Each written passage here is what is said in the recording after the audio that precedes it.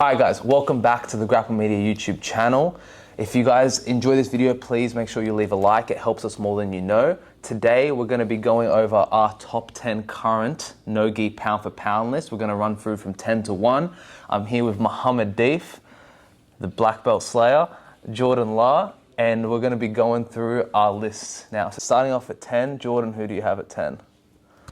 So number 10, I think this is the most obvious choice on the list. It is Lucas Kennard from Sydney Wrestling Academy. The reason, no, look, wow. It seems like a biased pick, but it can't be biased because if I genuinely favor him to do well against guys who have won ADCC before, like I favor him to beat the previous winner of ADCC. Yeah. I favor him to beat maybe guys who have done well in -99 and even +99. I think he can make a run in the absolute against genuine former ADCC champions. Yeah. And I think he's just as technical as any of those lighter guys.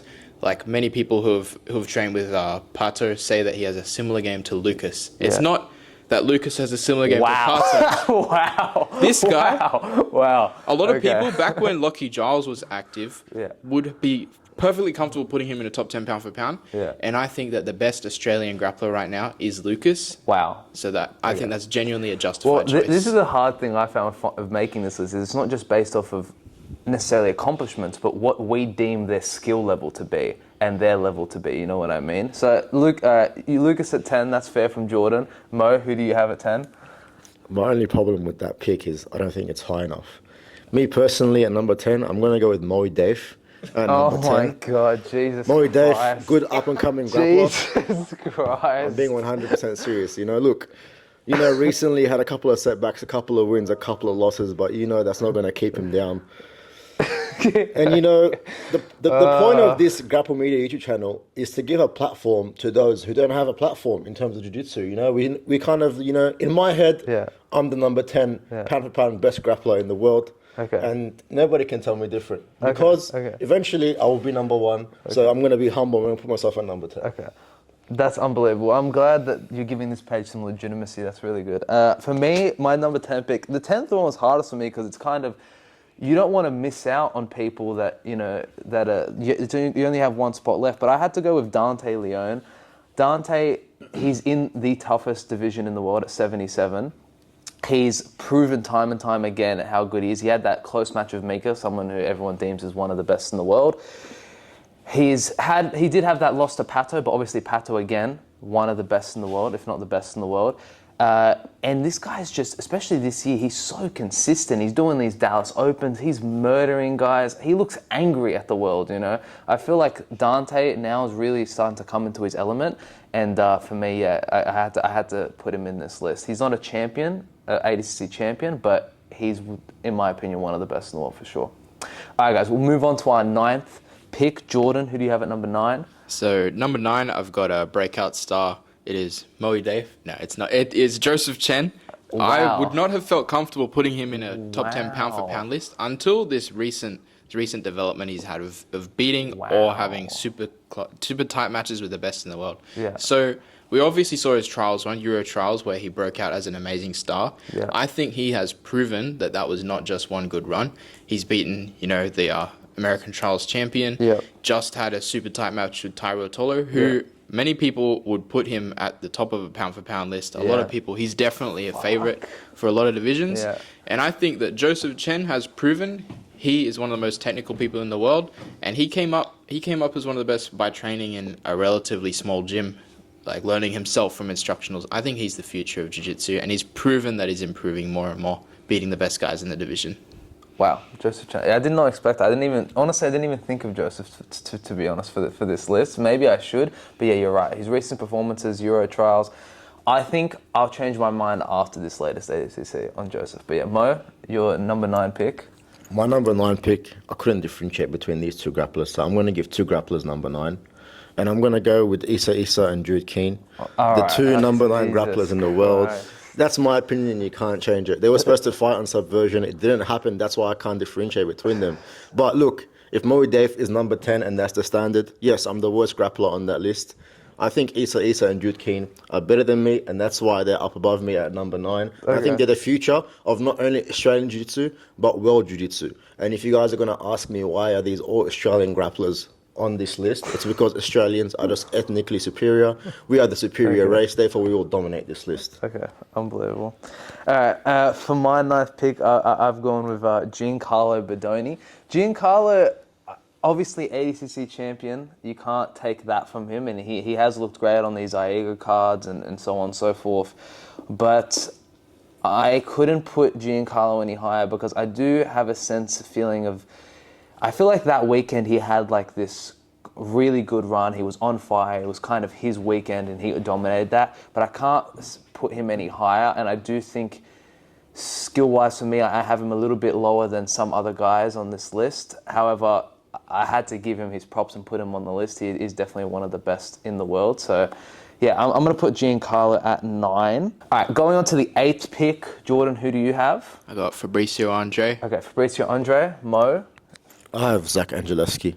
Okay, Zach Angelevsky, and I have Kynan Duarte at 8.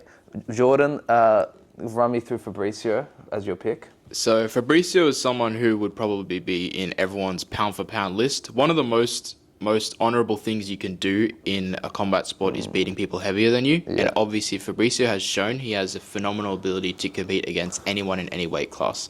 He did the open weight at the last ADCC, had a super close match with Victor Hugo, eventually got beaten by, it's Victor Hugo, of course, by really struggling with the size over time. But this guy, he literally beat Giancarlo Bodoni and had a tough match with Kynan Duarte. He is genuinely one of the best grapplers pound for pound. However, I can't rate him higher on this list due to the fact that he falls behind in a lot of matches against guys in his division. Yeah.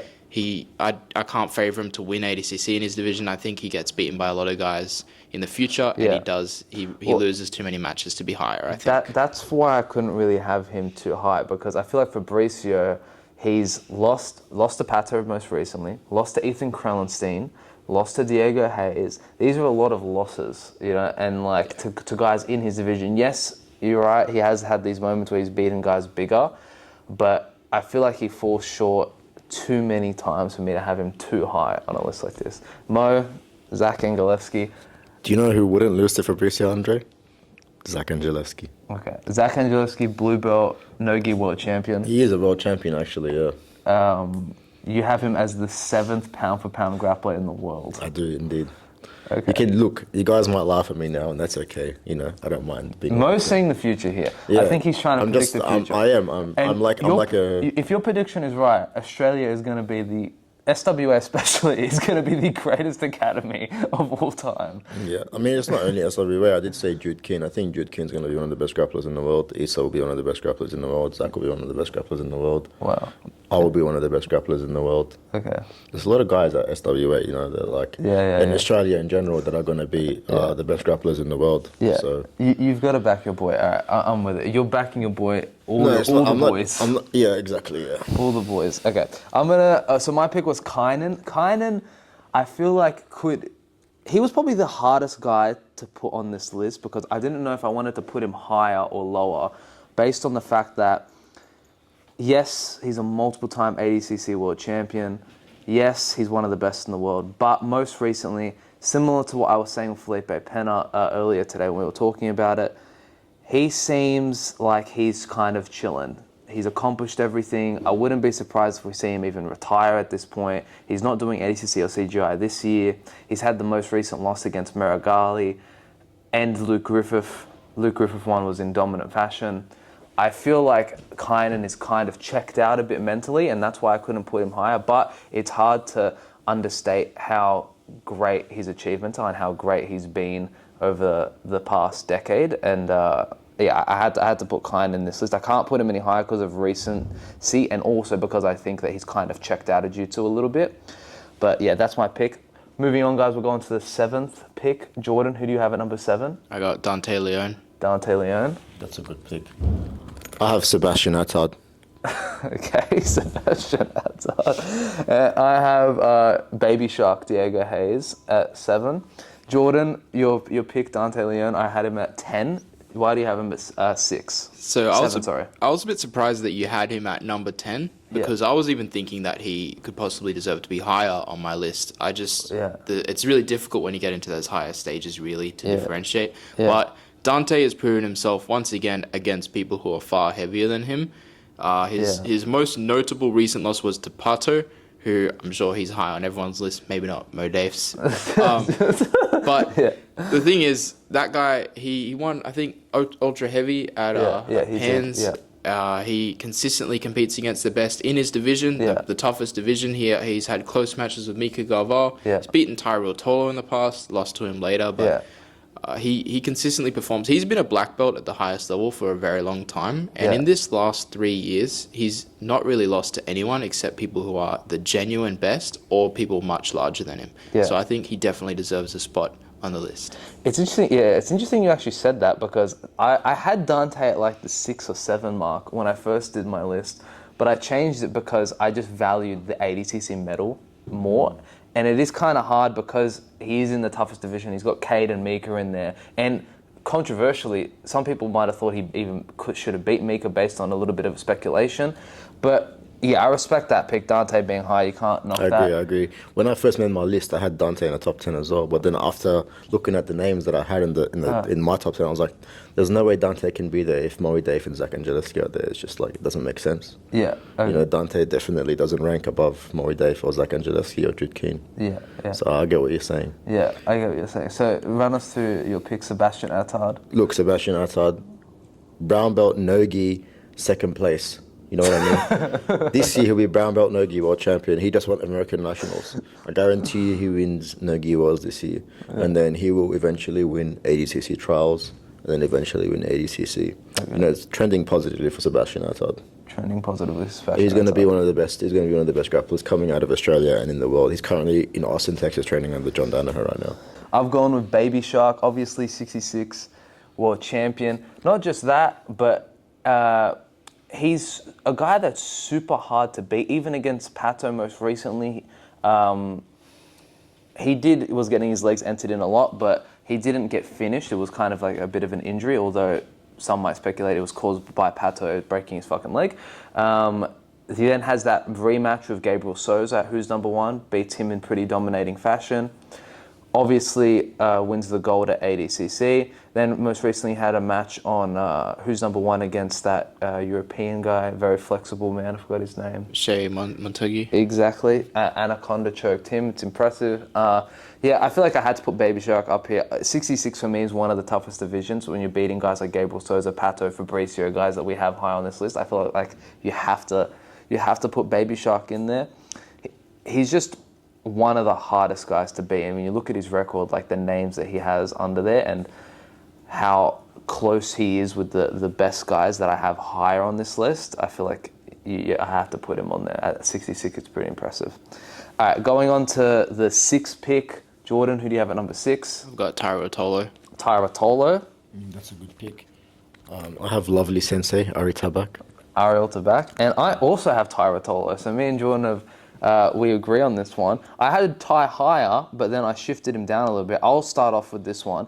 Ty, I feel like skill-wise, I might have Ty higher on this list, but based off of the fact that he lost to Hinger. And look, people will say that he had a good run at... Can I just say, by the way, that match was definitely fixed? If you want to believe Jordan, that, do you sure, agree? but I can only see what We'll get to it when I talk. Yeah, I can only judge what my eyes see, and I see a loss in that match, okay? As well as the absolute, look, I disagree with ADCC rules on a lot of things, but for example, this is a match that I like to bring up when I say I disagree with it. Ty beats Felipe Pena. Felipe gets a penalty for the pull. Ty doesn't get scored on. He wins that match. If you watch that match and you are a referee or a judge just deciding that match, Felipe Pena won that match, okay? He sweeps Ty turtles, he gets a hook in, and it means nothing, okay? And Ty wins because Pena sat.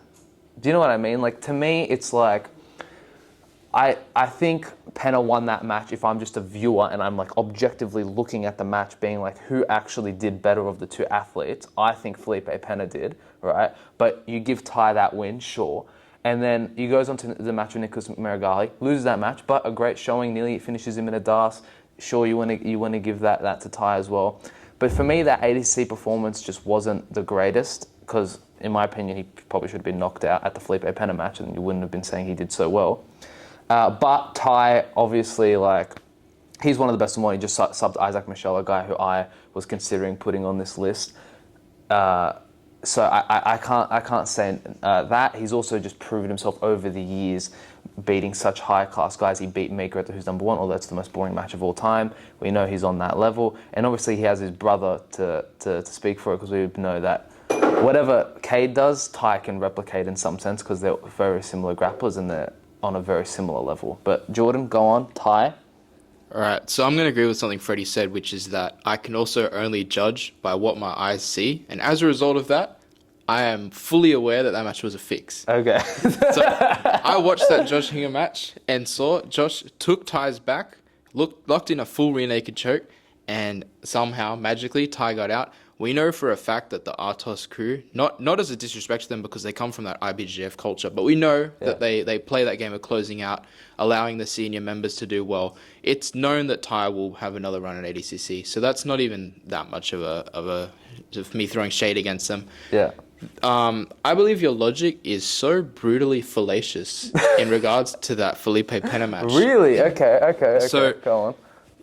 What you described is Tyrell Tolo being superior at winning an ADCC match compared to Felipe Pena, an absolute champion, one of the greatest of all time. Felipe Pena could have done the same thing of gaming the rules against Tyrell Tolo, but the reason he didn't is because Ty was better at winning that match than Felipe Pena was. In addition, Ty's performance against Merigali, a lot of people say Ty definitely could have won that match. Yeah. Like, honestly, I would have put Ty much higher in this list had he been more active in recent times. Yeah. He had a win versus Mika Garval in a masterclass match of guard retention and guard passing. That's the two best guys. Yeah. I really think that Ty could be higher if he competed more. He had a close match with Joey Chen, who, despite me putting him on the list, is quite unproven. Yeah. And so I couldn't put him higher. But I think Tyrell Tolo is definitely one of the best in the world. At the number 5 spot, I've got Nicholas Merigali. I've got Nicholas Merigali. Wow, me and Jordan are we're on the same path. I have Lucas Canard at number 5. And he has Lucas Canard at number 5. Okay. Nicholas Merigali, Jordan, you can start on this one. Merigali at 5. Yeah, I got Merigali at 5 because he's undeniably the best active competitor right now in terms of accomplishment, winning matches. We can say others are better technically, but I think you can't say that as a slight to Merigali. He's definitely up there, perfectly technically sound, beating the best guys in his division, beating everyone he can, dominating them, dominating guys who people really thought would be the barrier, the people he can't beat. When he first transitioned to Nogi, I think his first match might have been Arnaldo Maidana. He's relatively active IBGF black belt. I actually thought he was going to lose that match because Maidana's actually performed well in Nogi competitions. Merigali went on to be the best competitor right now, so it was silly in hindsight. Yeah. This guy, I truly favour him to win the absolute division at ADCC, and he's more technical than anyone in that division by far, so he definitely deserves a high spot in the list. Yeah, Merigali, I also have him at 5. His recent wins against Kynan, Pena, not just beating these guys, but submitting these guys, it's extremely impressive. I thought he was going to lose the Kynan match, to be honest, when it was first happening. And then his runs at ADCC with relatively low experience in Nogi, he comes in, he does extremely fucking well. He gets the bronze in the absolute. I do favour him to do well in this ADCC. I don't know. Now with the dropouts of CJI, I think he's probably going to win the absolute. If that wasn't the case, I might not have favoured him. But I think Merigali, you have to put him at 5. Like you were saying, in terms of skill level, he's extremely technical and has a mental edge, he seems, against a lot of these fucking athletes, which is you don't see very often. You only see that with the best competitors, is this sense of... whenever I look at the best guys on this list, I feel like all of them, they have a bit of a sense of their opponents are a little bit afraid of a certain part of their game. And that's when you know that you have someone that's like truly great and truly dangerous. But Jordan, Mo, you got Lucas Canard at 5.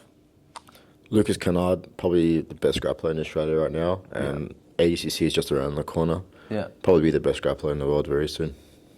That's honestly That's honestly that's your best pick so far. That's actually not a bad thing. I could definitely see Lucas making a big name for himself in this coming year.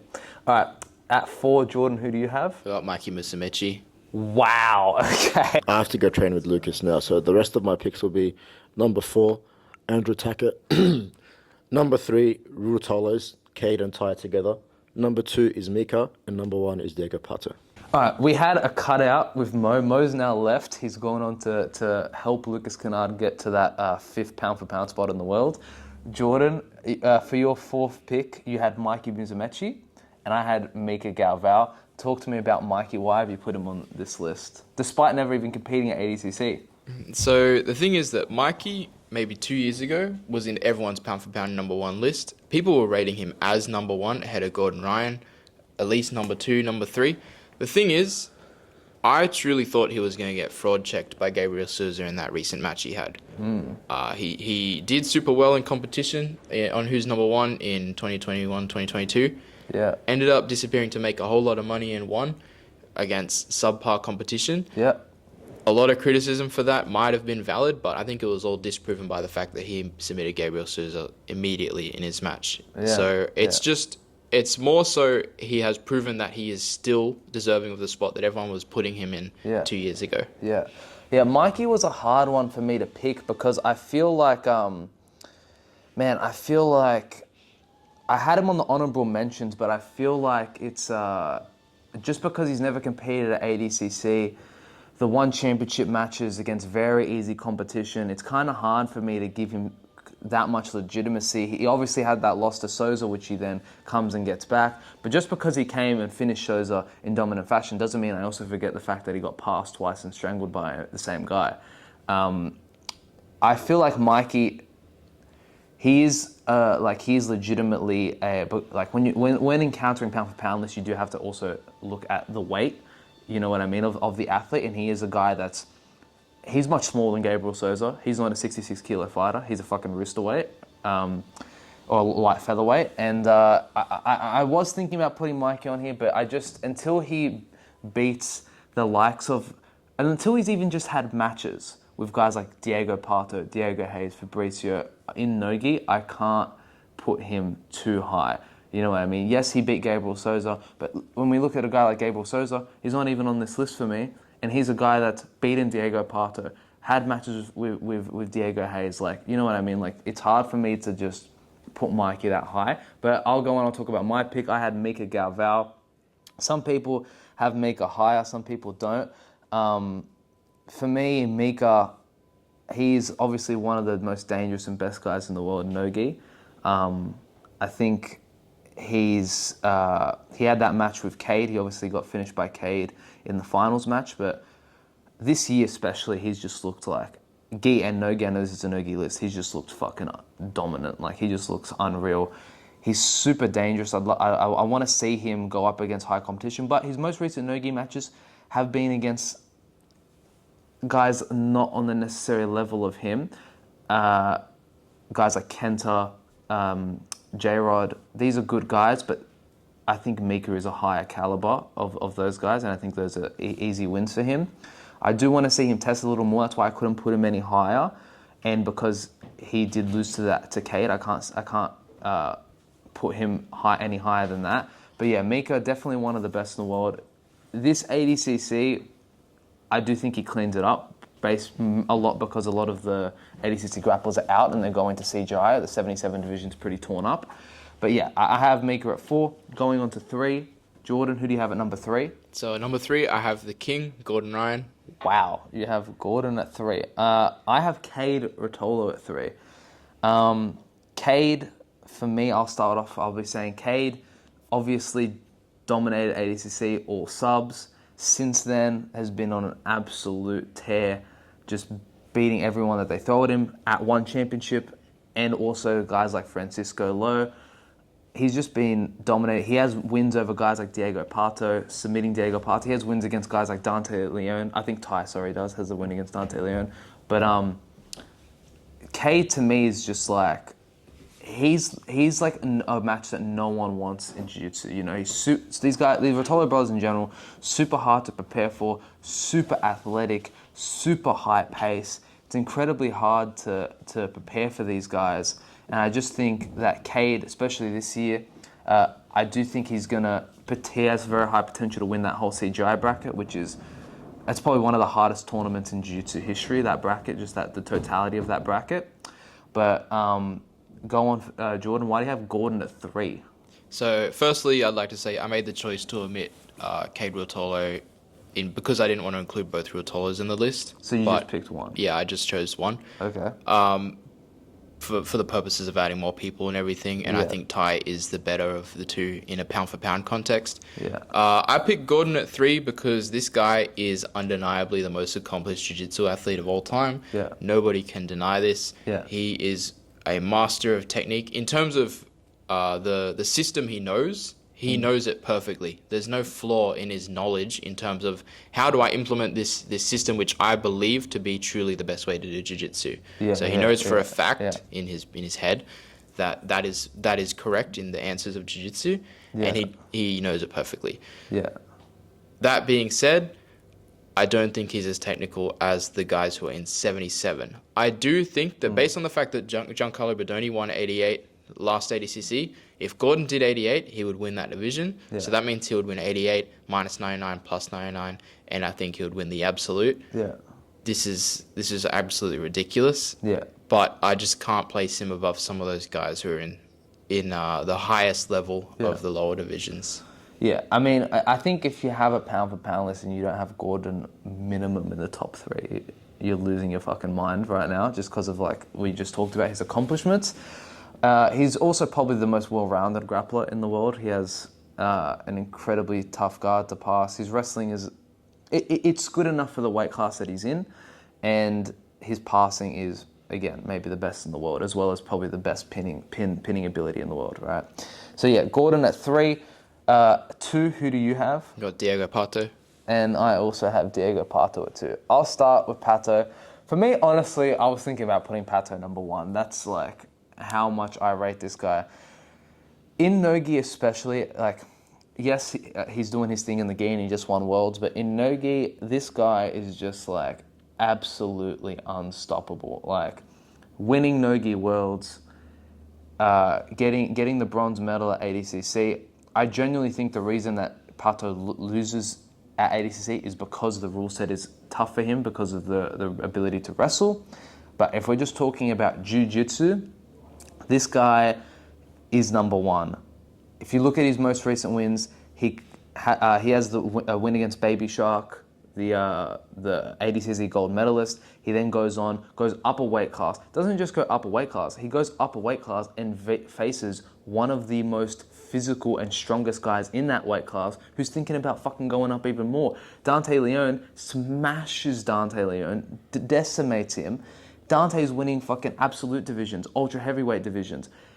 And Pato made easy work of him. He then goes on, has this match with Fabricio Andre, gets past, is losing. And this is honestly, Pato getting past, losing that match and coming back is more impressive to me than him just dominating Fabricio. Because he was in the gutter, he was losing the match, it looked like he wasn't going to win. And then he doesn't just come back, he comes back and submits this guy. He comes back, switches up the games, realizes he can't get into the legs, sweeps Fabricio, gets back exposure, takes the back, finishes the match on the back fast. To me, Pato is just like, he probably has the best and most dangerous guard in the world right now. He's probably the best leg locker in the world right now. And don't sleep on this guy's passing. If you watch his no-gi Worlds run, this guy's passing is unfucking real. He passes everyone in that division. I think his passing is up there with some of the best passing in 66. Like, I just don't think you see it as much because he gets to his guard immediately and starts just getting offensive. But when this guy decides to come on top, he can switch it up. He's not just a leg locker. He's not just a guard player. He has a completely well-rounded game. I just think Diego Pato is absolutely fucking unbelievable. I think right now, I think he can beat the likes of Mika Galvao. I think he can beat the likes of even Cade Ruotolo. I seriously think that the opportunities are like endless for Pato. But you also have Pato at 2.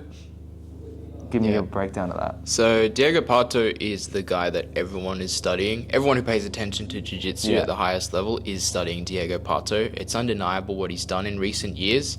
I think that he came up in that room in Unity training with the best leg lockers in terms of leg locking innovation, Eddie Cummings, Junior Casio. Now, Junior Casio is probably the most creative leg locker that there is on the planet. People say Pato, and it's a valid choice in terms of his success at the highest level in competitions. But those three guys were in that training room workshopping. If you want to exclude Eddie Cummings because he's taken a hobbyist role, I guess now. Just those two alone, Pato and Juni, have created something special with their leg locking ability. Yeah. Now, Pato, a couple of years ago, he wasn't able to break through and be the best in the world no-gi, really. He lost to Cade Ruotolo. He got his guard passed by Cade Ruotolo. Yeah. Moved to AOJ due to some dramas at Unity, some secret dramas. Yeah. And obviously learning that system, training with the best guys in the world, Tynan Dalpra. He's training under Guy Mendes, Rafa Mendes, Jonathan Alves. Yeah.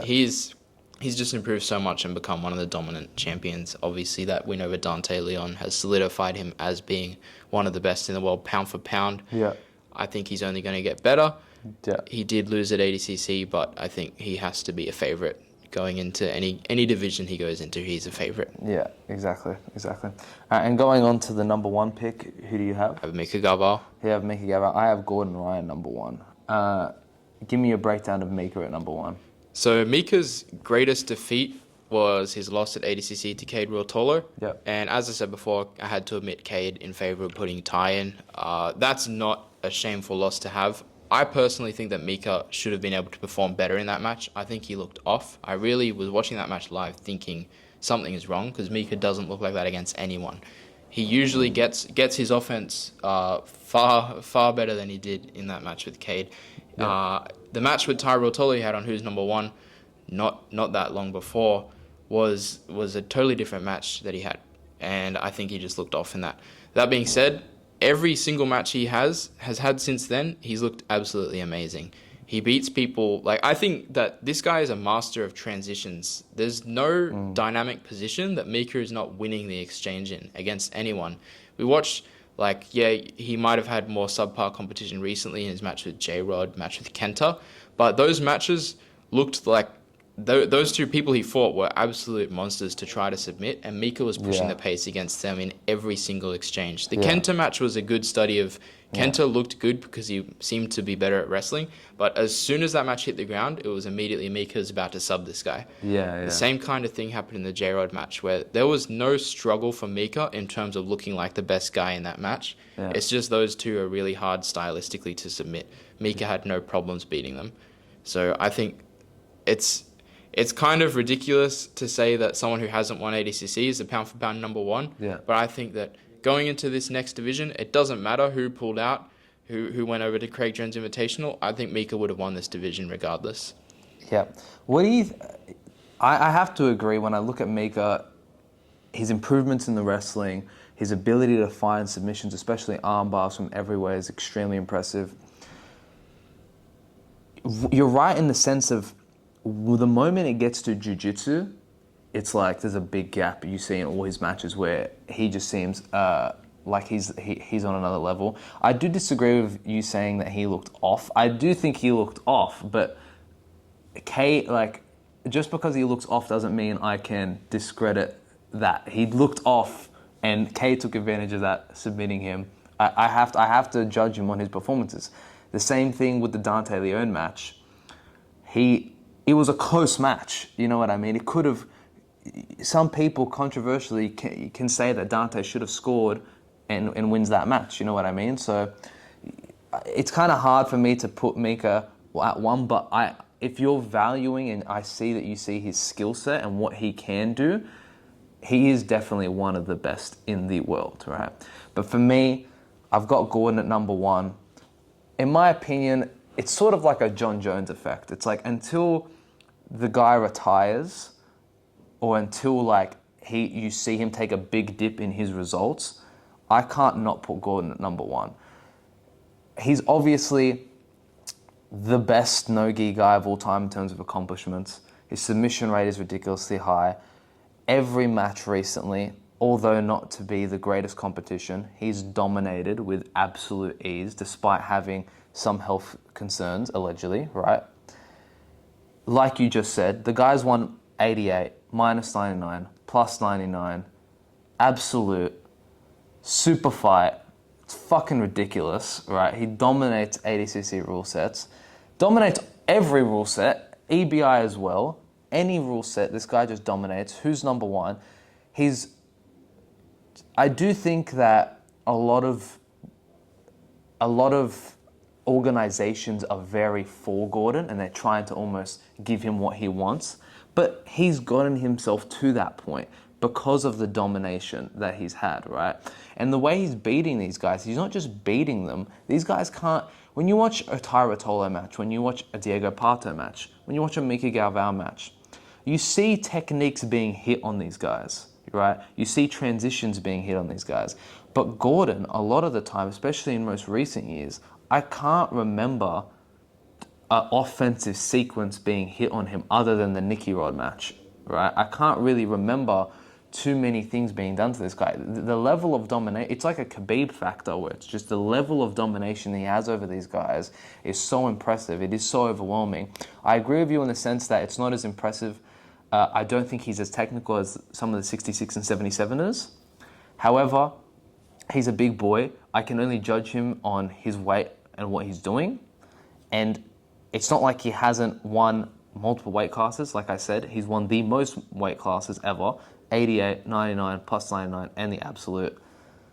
For me, Gordon, until he loses or retires, I can't not say he's the best in the world right now. You know what I mean? That's just, for me, my pick. I have to stand with it.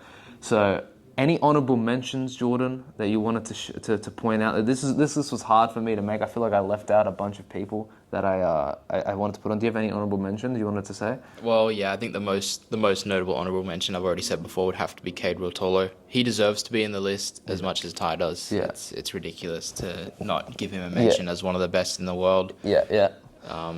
Yeah, I think Diogo Hayes was one I had to exclude purely because of the fact that he kind of really has only shined at ADCC and ADCC trials. He's beaten the best guys, but he's not necessarily as active in terms of consistently competing and beating people regularly more recently. Yeah. So he was someone I had to choose not to put on the list. I really did want to put him on. Nicky Rod, I know he's one of the big boys, but people who train with him talk about how they genuinely think he is the pound for pound number one in the world. He's only improving. Winning matches by submission. He doesn't just grab a body lock and stall anymore. He genuinely beats people, dominates matches. I think he won that match versus Felipe Pena on who's number one. Wow. Okay. It was a close match. I just think he took the decision. I know he lost the Victor Hugo match, but he was able to pass Victor Hugo's guard multiple times near the end of the match via outside passing. People know him for just a body lock. The body lock wasn't working, and he still managed to pass via a different game. He's getting better for sure.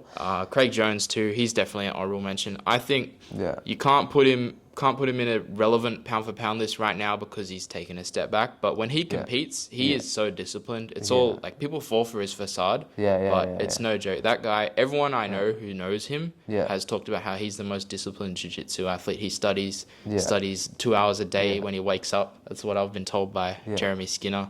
Like he's undeniably one of the best when he competes. Yeah, and you can see that. I feel like when Craig just speaks about jiu-jitsu and the matches, like the guy is well read. He is up to date. Don't, like Jordan said, don't fall into this persona that he has. He is dedicated to the art even still to today. You know what I mean? I also wanted to mention Victor Hugo. I was thinking Victor Hugo on the list, but just couldn't because of the recent ADCCs. Isaac Michel. I want to put Isaac there purely because I just think his skill level. I just think he is one of the best 88ers in the world. Do you know what I mean? Yes, he hasn't proven it yet, and that's why I didn't put him in there. But to me, he is one of the best. Mason Fowler, one of the best guys I think in the world. Andrew Tackett, again, hasn't proven it, but skill level, I think you will see he's one of the best 77 grapplers in the world.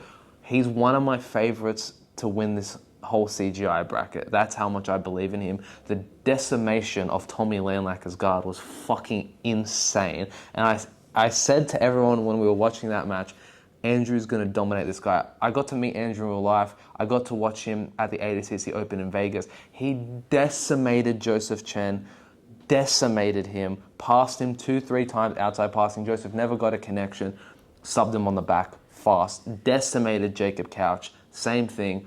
The guy's really impressive, and I think with time, he's going to be high up on this list for me. Mikey, I thought about it, but for the reasons I already explained in the video, I couldn't put him in there. And the last one I wanted to mention was Janatis Gracie. Most recently, he's just been on a fucking tear. I think he's probably one of my favorites to win 77. I seriously think he can actually win 77. I'm not even joking. Yep. He's that good in my opinion, and I'm going to be very interested to see him versus Meek or him versus Dante. That for me is going to be a very interesting lineup. But that's it. That's it for this video. Thank you, Jordan. Thank you, Mo, for the time that he had in the video, and thank you guys. I'll see you on the next one.